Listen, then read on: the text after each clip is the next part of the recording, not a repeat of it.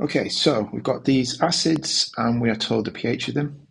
State what could be used to measure the pH. So what we'd normally use is some kind of pH probe, and that would digitally then record the pH of the solution.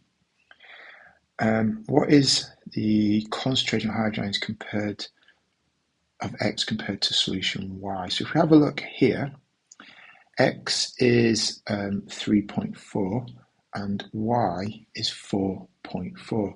So there's a difference between those two of a pH value of 1, and that means that there is a 10 times difference in hydrogen ion concentrations.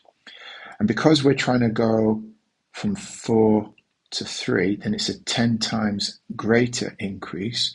So hopefully one of these options here is 10 times higher, and it's that one. Okay, so next one. We've got an experiment being carried out, and we've got a method. Always take time to read the method, check what is being given to you, because often the answers are contained in the information, or the help is in the information to find the answer. So state how you could change the method so the amount of diluted hydrochloric acid and base can be measured more accurately. So here they measured it with a beaker. So beakers are not very accurate. If I was going to do that more accurately, then the simplest thing to do would be a measuring cylinder. You could also say a burette, which you would have used in class to do this type of experiment. In terms of measuring the base, let's see what they did here. So the base has been added a spatula at a time. The best way to remove that issue is you use a set of scales or a balance, and therefore you'd find the mass, and that would give you the mass more accurately than just a spatula. Okay, next bit is colour changes of, the indicator here is of phenolphthalein. It's going from pH 2 to pH 10. So pH 2, remember, is in the acid range, and in the acid range, phenolphthalein is colourless.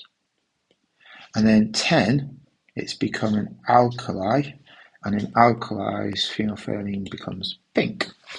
Okay, explain in terms of particles present why this pH increases. So why the pH increases? So as the pH increases, it happens because the H plus ions, just put react. H plus ions react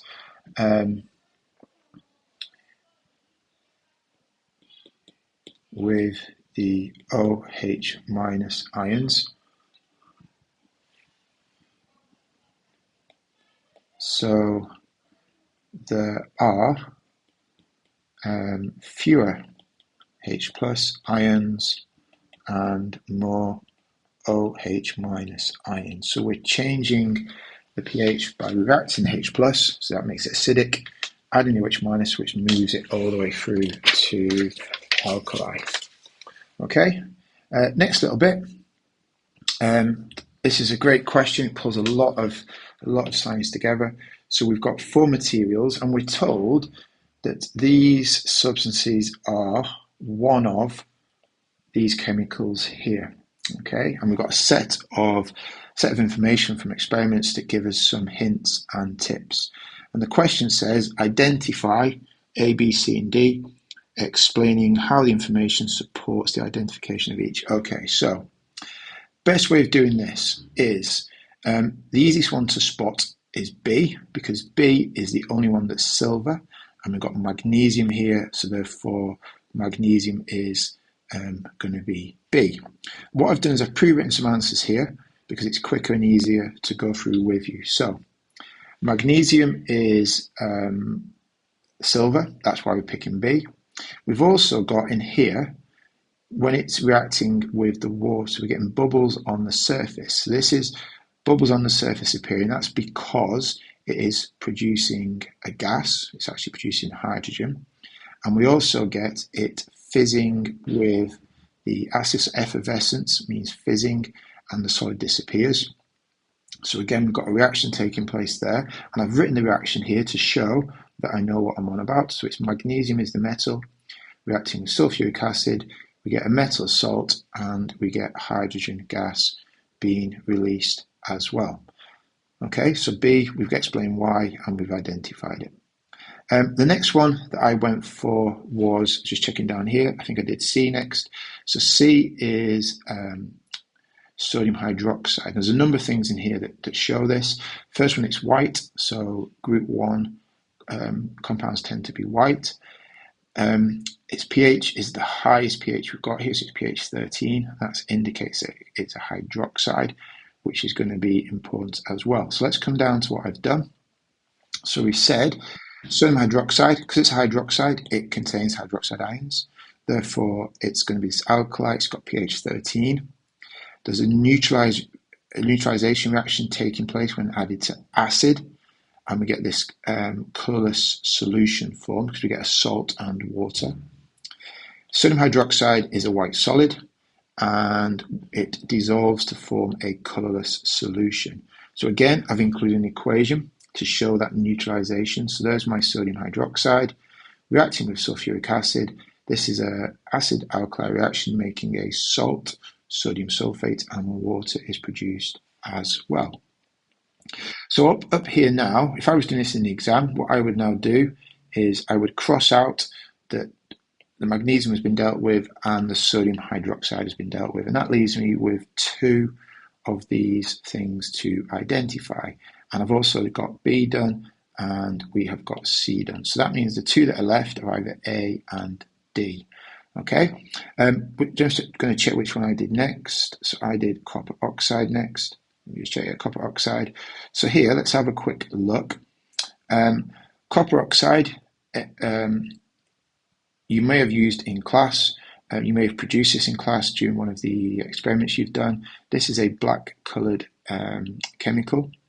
It's not soluble, so you drop it into water, it's not going to dissolve. Its pH will be 7, and when it's reacted with acid, we get this blue solution formed because we've got these copper ions that will start to form a blue coloured compound in the solution. So let's have a look at the evidence. So number 1, it is a black solid, as we said. When it's dissolved in solution, it's forming copper sulfate, and that's why it's gone blue during this reaction with sulfuric acid. And I've put here, so sulfuric acid and copper oxide, we get copper sulfate and we get water being produced again. This is an example of a neutralization reaction, with this being the salt and there is the water produced. So we've now got rid of option A, and we've got rid of the copper oxide. So copper carbonate is the last one. There's something else in here which I think is better helping us distinguish between copper carbonate and oxide, and it's this bit that we've got effervescence, which is fizzing. And because this is a carbonate, this will release carbon dioxide gas when it reacts with an acid, and we'll see that as fizzing and effervescence. So if I come down the page to here, this is the final one. We've got copper carbonate. So copper carbonate is green. Doesn't dissolve because carbonates are insoluble, but it will fizz when added to an acid because the gas carbon dioxide is being released, and that solution will go blue because we get copper sulfate being produced as well. Again, an equation, I think it's always good on these type of questions, stick an equation in. So we're doing the neutralization part of this here. So we've got copper carbonate with sulfuric acid. That's going to make the salt copper sulfate because sulfuric acid makes sulfate salts. We get carbon dioxide because it's a carbonate, and we've also got water being produced as well.